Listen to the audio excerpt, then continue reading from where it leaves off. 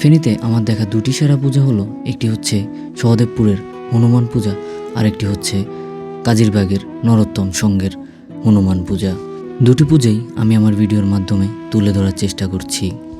এখন অনেকের মনে প্রশ্ন জাগতেই পারে, ফেনীতে তো আরও একটি পূজা হয় জয়কালীবাড়িতে। হ্যাঁ, ফেনীতে জয়কালীবাড়িতে একটি পূজা হয়, কিন্তু আমার দেখা সেরা দুটি পূজা এটি।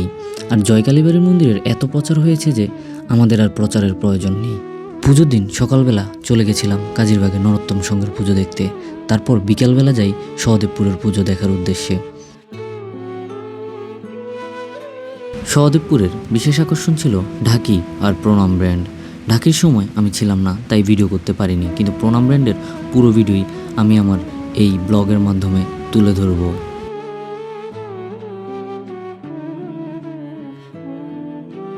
শ্রী হনুমান অঞ্জনা নামের এক দেবী ছিলেন। তিনি খুব ভক্তি করে ঈশ্বরের কাছে প্রার্থনা করতেন। একদিন তার কোলে জন্ম নিল এক অসাধারণ শক্তিশালী সন্তান হনুমান। ছোটবেলা থেকে হনুমান খুব দুষ্ট আর শক্তিশালী ছিল। একদিন সে সূর্যকে পাকা ফল ভেবে আকাশে লাফ দিয়ে খেতে যেতে চেয়েছিল। বড় হয়ে হনুমান ভগবান শ্রীরামের সাথে পরিচিত হয়। তখন রামের স্ত্রী সীতা রাবণ নামে এক দানব রাজা অপহরণ করে লঙ্কায় নিয়ে গিয়েছিল। রাম খুব দুঃখিত ছিলেন। হনুমান তখন রামকে সাহায্য করার প্রতিজ্ঞা করল। সে বিশাল লাফ দিয়ে সমুদ্র পার হয়ে লঙ্কায় পৌঁছালো এবং অনেক খোঁজাখুঁজির পর সীতাকে খুঁজে পেল। সীতাকে রামের বার্তা দিয়ে সাহস দিল। তারপর রাবণের সৈন্যরা তাকে ধরে ফেলল। তারা হনুমানের লেজে আগুন লাগিয়ে দিল, কিন্তু হনুমান ভয় পায়নি, বরং সেই আগুন দিয়েই পুরো লঙ্কার আগুন লাগিয়ে দিল। পরে যুদ্ধের সময় লক্ষণ গুরুতর অসুস্থ হয়ে পড়লে হনুমান পাহাড় থেকে সঞ্জীবনী ওষুধ আনতে যায়, কিন্তু ঠিক কোন গাছটি সেটা বুঝতে না পারে পুরো পাহাড়টাই তুলে নিয়ে আসে। এতে লক্ষণ সুস্থ হয়ে যায়। এভাবেই হনুমান তার শক্তি, বুদ্ধি আর ভক্তি দিয়ে রামকে সবসময় সাহায্য করে।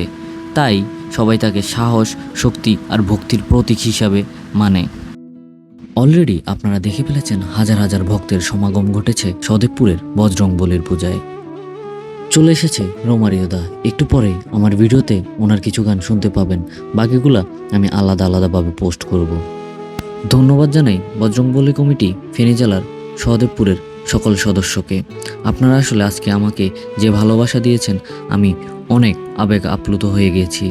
আপনাদেরকে অনেক অনেক ধন্যবাদ।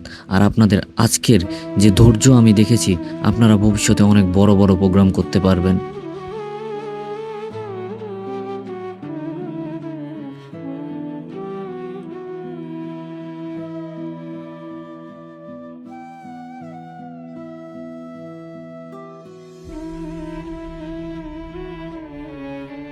চলুন এবার আমরা সনাতনী রক ব্যান্ড প্রণামের কিছু গান শুনি।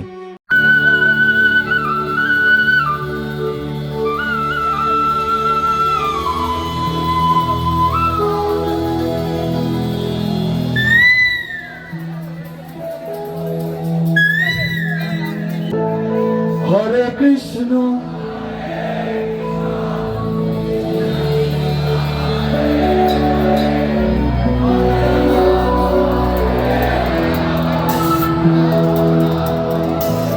আচ্ছা, অনেক মানুষ, আরো জোরে আওয়াজ আছে, পুরো বেলি কাঁপতে হবে। বেরিতে সবাই হয়ে যাতে হবে। চট্টগ্রাম টু ফেনী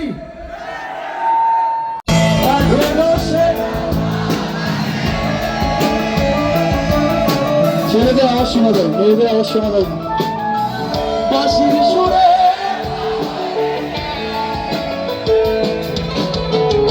এখনো সেরা বাঁশির সুরে পাগলি অষ্ট সখীর শিরামণি, অষ্ট সখীর শিরামণি নবসাগরে।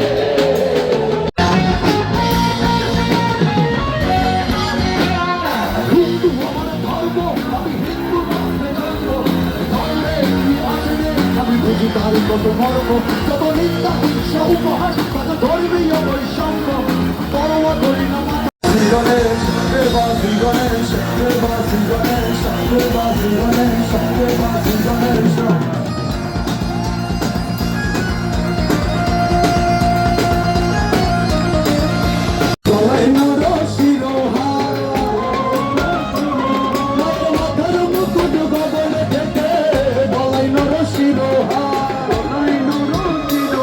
আমার সইতে না রে নিতাই গোরাঙ্গা গৌরা নিতাই গোরাঙ্গা গৌরা হরি নিতাই গোরাঙ্গা গৌরা হরি হয়তো এখন সুখেই আছো তুমি আয়ান ঘরে প্রতি রাতে খোঁজে কারো তোমায় বাঁশির সুরে কালোর মনের সুরে অলঙ্কিনী বিনোদিনী প্রেমের স্রোতে একলা ভেসে তোমার তবে বাকি সবগুলো গানই আমি আমার ভিডিওতে আলাদা আলাদাভাবে আপলোড করব। ভিডিওটি কেমন হয়েছে অবশ্যই একটি কমেন্টে জানিয়ে দিবেন। ফেনী জেলা থেকে কারা কারা ভিডিও দেখছেন তারাও একটি কমেন্টে জানাবেন। আপনাদের কাছে কোন পুজোটি ভালো লেগেছে সেটিও জানাবেন। ভিডিওটি ভালো লাগলে অবশ্যই লাইক ফলো শেয়ার দিয়ে আমার পাশে থাকবেন। সবাইকে নমস্কার।